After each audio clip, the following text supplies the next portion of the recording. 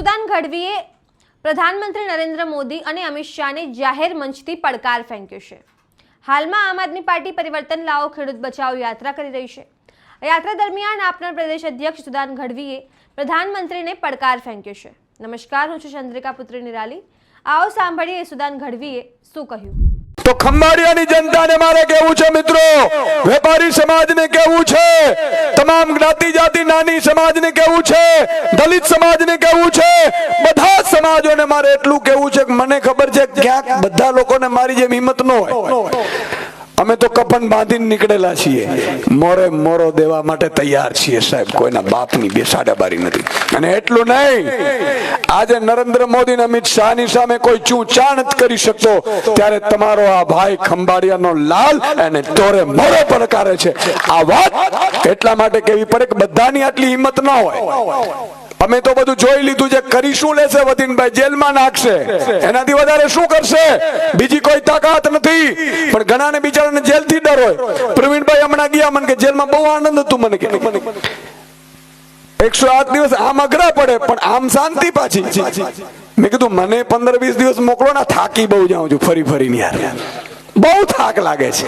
પણ કેવા હું એ માંગતો તો મિત્રો કે એ બાગડાઓથી જો આપણે ડર લાગતો હોય તો હું તમને ઈ કહું છું, બધા હિંમત વાળા નથી હોતા, ડરતા હો। તમારે કોઈ ચિંતા નહીં, ઈ બાગડાની સામે જોવાનું, ચૂંટણી આવે એટલે કહેવાનું વાહ બાગડા ભાઈ। એને બાગડો નહીં કહેવાનું, હું તમને કહું છું, એને નામ હોય એ રીતે જ કહેવાનું। બાગડો કોણ છે એ તમને ખબર છે, બરાબર ને, ક્યાં છે ગોઠવાયેલા છે તમને ખબર છે। કહેવાનું બાગડા ભાઈ તમારા જેવું ન થાય, એનો ખેસ પહેરવાનો, બાગડાની ગાડીમાં જવાનો, બાગડાના ભજીયા ખાવાના, બાગડાના ખાઠિયા ખાવાના, અને બાગડો જ તમને બૂથ સુધી લઈ જાય, અને બૂથની અંદર બાગડાને આવવાની મનાઈ છે। જેમ દેવથાનું હોય ને, ખબર છે, માં મોગલમાના નાગબાઈમાના મંદિરો, એટલે ભૂતડું અહીંયા ન આવી શકે, અહીંયાથી બહાર રહેવું પડે ને, એટલે એમ બહાર રહી જાય।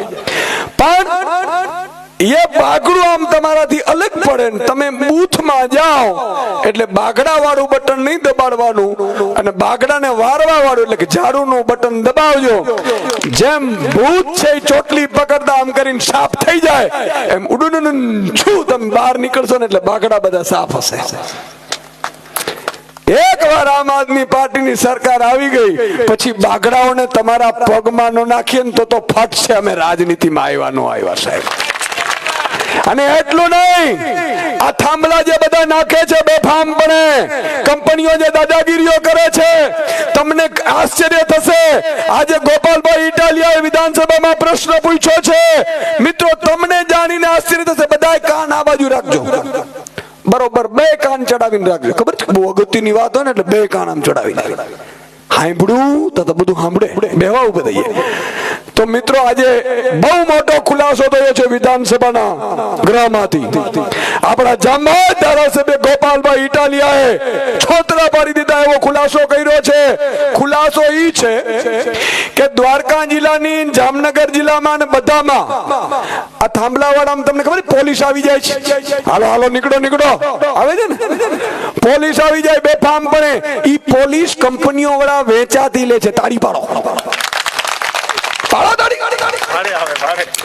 ભાડે આવે છે પોલીસ, બોલો કોઈને ખબર હતી? આપણે લેવી, આપણે લેશું, હવે ખેડૂતો ભાડે લેશે। તમે આ વિશે શું વિચારો છો કમેન્ટ કરીને જણાવો। અત્યાર માટે બસ આટલું જ। સમાચારની લગતી વધુ અપડેટ્સ માટે અમારી વેબસાઇટ www.gujaratplus.in પર પણ માહિતી મેળવી શકો છો। ધન્યવાદ।